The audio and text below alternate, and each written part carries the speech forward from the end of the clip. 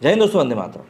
कैसा लगेगा आपको ये जानकर कि रमज़ान के इस पाक महीने में एक सरकार है जो कि मुस्लिमों को रोज़े रखने के लिए रोक रही है, उनकी जासूसी कराई जा रही है। गुस्सा आएगा, बिल्कुल वाजिब सी बात है, गुस्सा आना भी चाहिए, क्योंकि जब किसी व्यक्ति को आप उसके धर्म का पालन करने से रोकते हो, वो भी इस कदर रोकते हो, तो कहीं ना कहीं वो एक गलत बात होती है। जब मैं ऐसे में ही बांग्लादेश में हिंदुओं के ऊपर हो रहे अत्याचारों के ऊपर सवाल उठाता हूँ या उनकी बात बताता हूँ, तो कई मेरे दोस्त हैं जो कि मुझे आकर यही कहते हैं कि भाई तुम्हें क्या करना, आखिर कि बांग्लादेश के लोगों के साथ ऐसा हो रहा है। तो भाई, कल को अगर तुम्हारे पड़ोस में घरेलू हिंसा हो रही होगी या कोई मारपीट कर रहा होगा, तो क्या तुम उसको रोकने के लिए नहीं जाओगे या उस बात को उठाओगे नहीं? बिल्कुल उठाओगे। मानवता तो कम से कम यही कहती है, बाकी उसके आगे आपकी खुद की मर्जी है। अब ये जो मैंने आपको वाक्य बताया है कि रमज़ान में रोज़ा रखने से रोका जा रहा है, ये दरअसल भारत, पाकिस्तान, बांग्लादेश का नहीं, ये बल्कि चाइना का है। चाइना में इस तरह का केस निकल कर आया है शिनजियांग प्रांत से, जहाँ पर कि उइगर मुसलमानों के साथ इस तरह का काम किया जा रहा है। हालांकि जब भी हम लोग ओआईसी की बात करते हैं, ऑर्गेनाइजेशन ऑफ इस्लामिक कंट्रीज़ की बात करते हैं, ये लोग भारत के ऊपर तो व्यापक तौर पर उंगली उठाते हैं, लेकिन इन देशों में इतनी मजबूत रीढ़ की हड्डी नहीं है कि चाइना वालों को कुछ कह सके। ऑर्गेनाइजेशन ऑफ इस्लामिक कंट्रीज़ काफ़ी बड़ा संगठन है, काफ़ी सारे देश इसमें शामिल हैं। उसके बावजूद भी ये लोग उइगर मुसलमानों के ऊपर हो रहे अत्याचारों के ऊपर अपनी आंखें मूंद लेते हैं और साफ तौर पर बोल देते हैं कि ये चाइना का आंतरिक मामला है।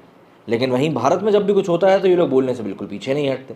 अभी रामनवमी के ऊपर जो भी कुछ हुआ उसके ऊपर भी उन लोगों का बयान आ ही गया था। खैर, उइगर मुसलमानों को लेकर लेकिन ये लोग कुछ नहीं बोलेंगे, लेकिन हम तो बात कर ही सकते हैं।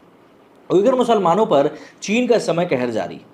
रमज़ान के महीने में रोज़ा रखने की उन्हें इजाज़त भी नहीं।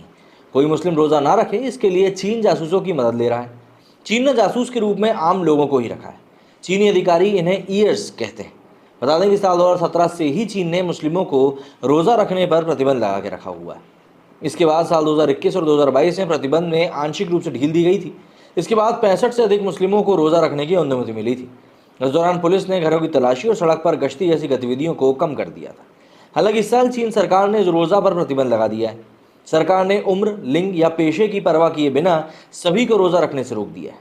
बता दें कि इस साल 22 मार्च से 20 अप्रैल तक रमज़ान का महीना है। इस दौरान मुस्लिम रोज़ा रखते हैं। रोज़ा इस्लाम के 5 स्तंभों में से भी एक है।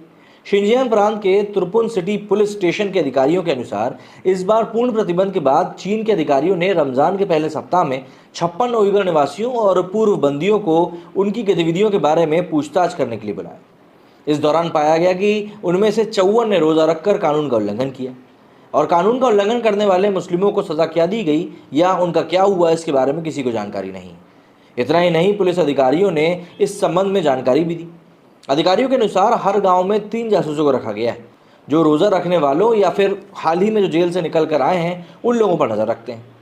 ये जासूस आम नागरिक, पुलिसकर्मी या फिर ग्राम समिति के सदस्य भी हो सकते हैं। दरअसल चीनियों के लिए उइगर भाषा भी एक बड़ी बाधक है, इसलिए वे उइगर समुदाय के लोगों एवं वहाँ के स्थानीय लोगों से ही जासूसी करवाते हैं और उन्हीं के लोगों को वहाँ पर नियुक्त भी करते हैं। पुलिस थाने में 70 से 80 उइगर पुलिसकर्मी जो इनमें मदद भी करते हैं। वहीं राष्ट्रपति शी जिनपिंग के शासन में उइगर मुस्लिमों के खिलाफ अत्याचार और भी ज़्यादा बढ़ते जा रहे हैं। दरअसल मुस्लिम बहुल शिनजियांग प्रांत में उइगर विद्रोहियों को लगभग खात्मा कर चुका चीन इस्लामी कट्टरपंथ पर नकेल कसने के लिए मजहब को पूरी तरह से नियंत्रित कर रहा है। इस्लाम को दबाने का काम साल 2018 के बाद से एकदम से शुरू हुआ, जब चीनी कैबिनेट ने एक गुप्त निर्देश पास किया कि मस्जिदों और मदरसों में अरब के बढ़ते प्रभाव को रोका जाए। इसके बाद उनकी धार्मिक पहचान मिटाने के लिए वेशभूषा, खान पान, भाषा से लेकर संस्कृति और इतिहास तक को मिटाया जा रहा है। मस्जिदों को ढहा दिया गया है, अरबी पढ़ने पर रोक लगा दी गई है, बुर्का और नमाजी टोपी पहनने पर रोक लगा दी गई है। चीन में उइगर मुसलमानों की आबादी को हटाने के लिए चीन योजनाबद्ध तरीके से भी काम कर रहा है। चीन सिर्फ एक निकाह करने की इजाज़त देता है, इसके साथ ही मुस्लिम पुरुषों की ज़बरदस्ती नसबंदी भी करवा रहा है। यहाँ तक कि उइगर महिलाओं को नियमित रूप से प्रेगनेंसी टेस्ट कराया जाता है और उनका जबरन गर्भपात भी कराया जाता है। उनके गर्भाशय में इस तरह के फिजिकल डिवाइसेस भी कनेक्ट किए जाते हैं जो कि किसी प्रकार की प्रेगनेंसी की जानकारी सरकार को दे सके। ऑस्ट्रेलिया की मेलबर्न में स्थित अखबार द हेराल्ड सन ने साल 2021 में खुलासा किया था कि चीन उइगर मुस्लिमों के अंगों की तस्करी भी कर रहा है और उससे धन कमा रहा है। उइगर मुस्लिमों के स्वस्थ लीवर को चीन करीब करीब $1,60,000 मतलब $1.25 करोड़ में बेच रहा है। अखबार ने दावा किया था कि इस तरह के धंधे से चीन को $1 बिलियन मतलब करीब 7492 करोड़ रुपए की कमाई हो रही है। इसका अर्थ है कि चीन के जिन प्रताड़ना कैंप मतलब कि डिटेंशन के सेंटर्स में उइगर मुसलमानों को रखा जा रहा है, वहाँ ज़बरदस्ती अंग निकालने का भी काम किया जा रहा है, और ये वाकई में काफ़ी बड़ी और घिनौनी बात है। लेकिन उसके ऊपर भी जिस प्रकार से मुस्लिम संगठन या फिर मुस्लिम देशों की चुप्पी देखने के लिए मिलती है, वो वाकई में परेशान करने वाली है। क्योंकि एक तरफ तो आप दुनिया भर में मुस्लिम समुदाय को और ज़्यादा बढ़ाने की और अच्छा करने की बात करते हो, लेकिन जब चाइना के शिंजियांग प्रांत की बारी आती तब आप उसके ऊपर आंख मूंद लेते। आपका इस बारे में क्या कहना है, कमेंट करके जरूर बताएं। मेरे स्टूडियो फिलहाल इतना ही। जय हिंद, जय भारत।